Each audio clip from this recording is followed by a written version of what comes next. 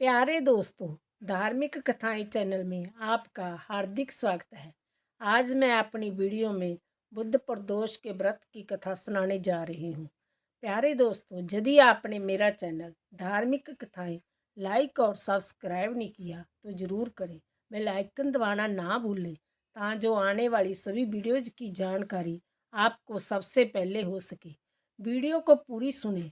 सुनने के बाद कमेंट बॉक्स में ओम नमः शिवाय लिखना ना भूलें। और दोष व्रत कथा। पूर्व काल में एक पुत्रवती ब्राह्मणी थी। उसके दो पुत्र थे। वह ब्राह्मणी बहुत निर्धन थी। देवयोग से उसे एक दिन महर्षि संड्याल्या के दर्शन हुए। महर्षि के मुख से प्रदोष व्रत में शिव पूजन की महिमा सुनकर उस ब्राह्मणी ने ऋषि से पूजन की विधि पूछी।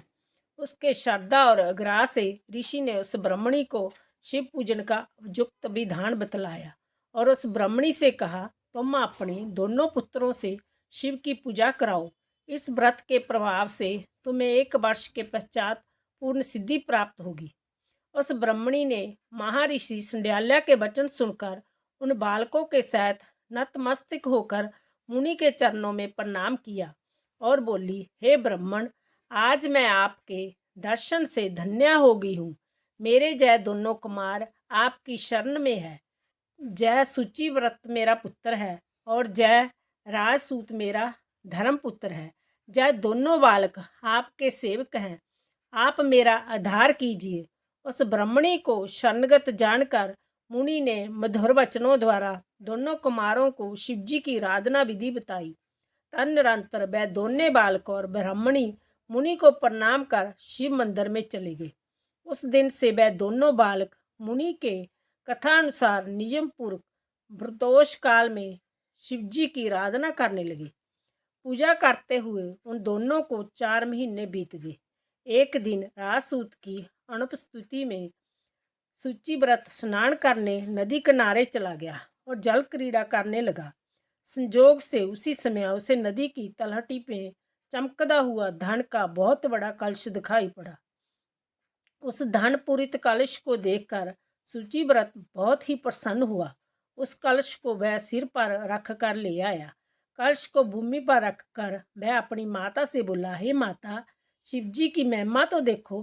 भगवान ने इस घड़े के रूप में अपार संपत्ति दे दी है। उसकी माता घड़े को देखकर आश्चर्य करने लगी और राजसूत को बुलाकर कहा, बेटा, मेरी बात सुनो। तुम दोनों इस धन को आपस में आधा आधा बांट लो।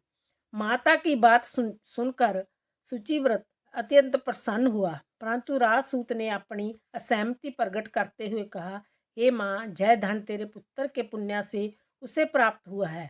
मैं इसमें किसी प्रकार का हिस्सा लेना नहीं चाहता, क्योंकि आपने किए हुए कर्म का फल मनुष्य स्वयं ही भोगता है। इस प्रकार शिव पूजन करते हुए एक ही घर में उन्हें 1 वर्ष व्यतीत हो गया। एक दिन राजकुमार ब्राह्मणी के पुत्र के साथ बसंत ऋतु में वन विहार करने के लिए गया। वह दोनों जब साथ साथ वन में बहुत दूर निकल गए तो उन्होंने वहां पर सैकड़े गंधर्व कन्याएं खेलती हुई दिखाई पड़ी। ब्राह्मण कुमार उन गंधर्व कन्याओं को क्रीड़ारत देखकर राजकुमार से बोला, जहाँ पर कन्याएं विहार कर रही है, इसलिए हम लोगों को अब और आगे नहीं जाना चाहिए, क्योंकि जय गंधर्व कन्याएं शीघ्र ही मनुष्य के मन को मोहित कर लेती है। इसलिए मैं तो इन कन्याओं से दूर ही रहूँगा।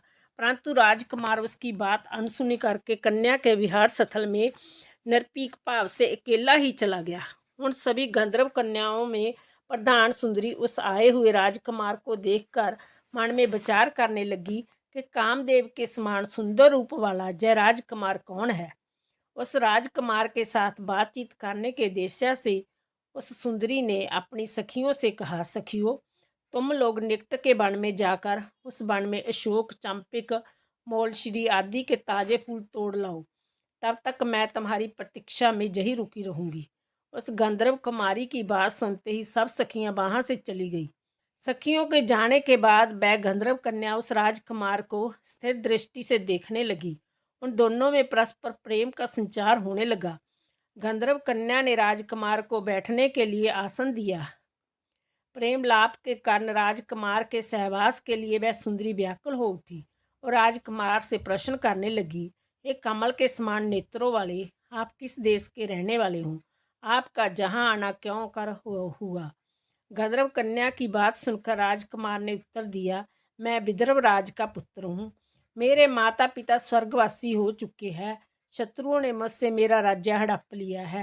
राजकुमार ने अपना परिचय देकर उस गंधर्व कन्या से पूछा, आप कौन हैं, किसकी पुत्री हैं और इस वन में किस उद्देश्य से आई हैं?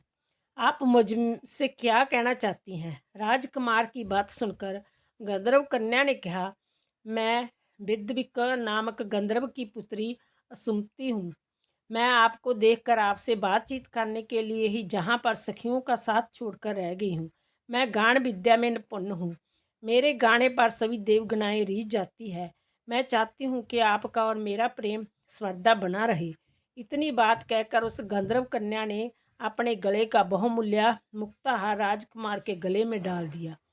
वह हार उन दोनों के प्रेम का प्रतीक बन गया। इसके पश्चात राजकुमार ने उस कन्या से कहा, हे सुंदरी, तुमने जो कुछ कहा है वह सब सत्य है, लेकिन आप राजविहीन राजकुमार के पास कैसे रह सकेंगी?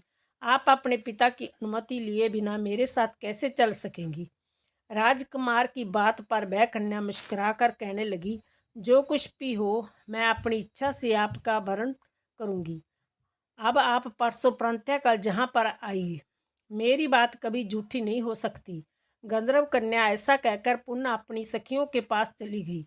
इधर वह राजकुमार भी शुचिव्रत के पास जा पहुंचा। उसने अपना सारा वृत्तांत कह सुनाया। इसके बाद वह दोनों घर को लौट गई। घर पहुंचकर उन लोगों ने ब्रह्मणी से सब हाल कहा, जिसे सुनकर वह हर्षित हुई। गंधर्व कन्या द्वारा निश्चित दिन को जय राजकुमार शुचिव्रत के साथ उसी वन में पहुंचा। गंधर्वराज ने उन दोनों कुमारों का अभिनंदन करके उन्हें सुंदर आसन पर बैठाया और राजकुमार से कहा, मैं परसों कैलाशपुरी को गया था। वहाँ पर भगवान शंकर पार्वती जी के सहित विराजमान थे। उन्होंने मुझे अपने पास बुलाकर कहा, पृथ्वी पर राज उत्या होकर धर्मगुप्त नामक राजकुमार घूम रहा है। शत्रुओं ने उसके वंश को नष्ट भ्रष्ट कर दिया है। वह कुमार सदा ही भक्तिपूर्वक मेरी सेवा किया करता है, इसलिए तुम उसकी सहायता करो, जिससे वह अपने शत्रुओं पर विजय प्राप्त कर सके। इसलिए मैं भगवान शिव जी की आज्ञा से अपनी पुत्री अंशुमती आपको सौंपता हूँ। मैं शत्रुओं के हाथ में गए हुए आपके राज्य को वापस दिला दूंगा। आप इस कन्या के साथ 10,000 वर्षों तक सुख भोग कर शिवलोक को चले जाएंगे। शिवलोक में जाने पर भी मेरी पुत्री इसी शरीर से आपके साथ रहेगी। इतना कहकर गंधर्व ने अपनी पुत्री का विवाह राजकुमार के साथ कर दिया। दहेज में नेक बहुमूल्य रत्न, वस्त्र, रथ आदि प्रदान किए। इसके अतिरिक्त दास दासियां तथा शत्रुओं पर विजय पाने के लिए गंधर्वों की चतुर्गिनी सेना भी दी। राजकुमार ने गंधर्वों की सहायता से शत्रुओं को नष्ट कर दिया और वह अपने नगर में प्रविष्ट हुआ। मंत्रियों ने राजकुमार को सिंहासन पर बैठाकर राज्याभिषेक किया। अब वह राजकुमार राज सुख भोगने लगा।